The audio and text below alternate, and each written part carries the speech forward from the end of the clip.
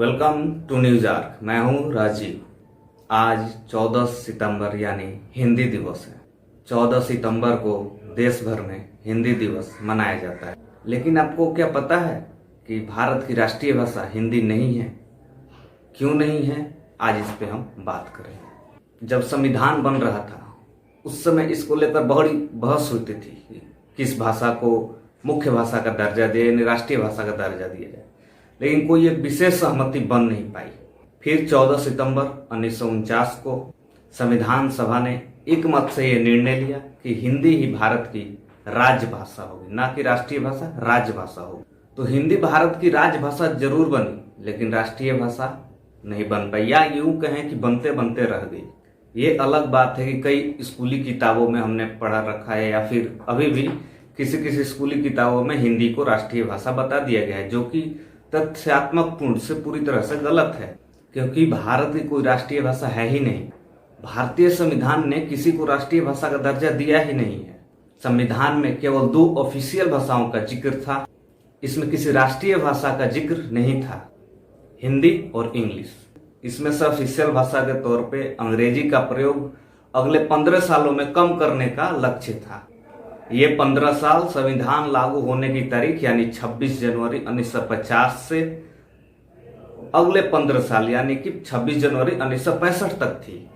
इस निर्णय के बाद हिंदी को हर क्षेत्र में प्रसारित करने के लिए 1953 से 14 सितंबर को हर साल हिंदी दिवस मनाने की घोषणा हुई।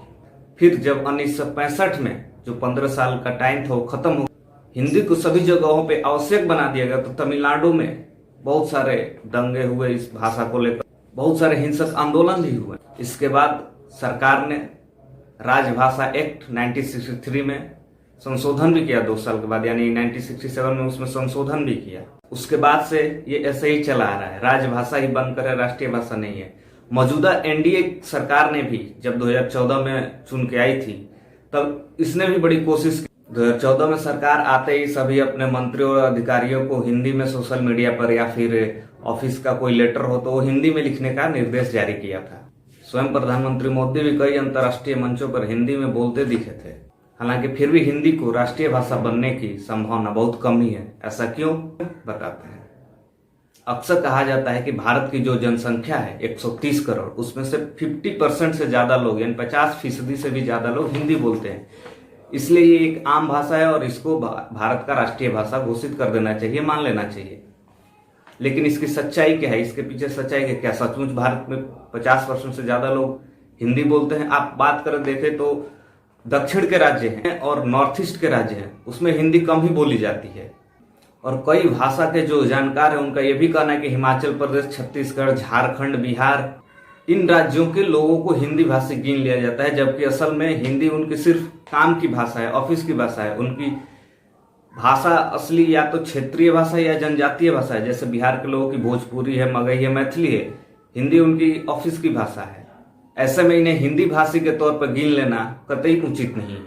भारत की राजभाषा विभाग ने साफ तौर पर क्लियर किया है कि हिंदी के साथ अंग्रेजी का प्रयोग संसद या केंद्र के कामकाज में इस्तेमाल किया जा सकता है।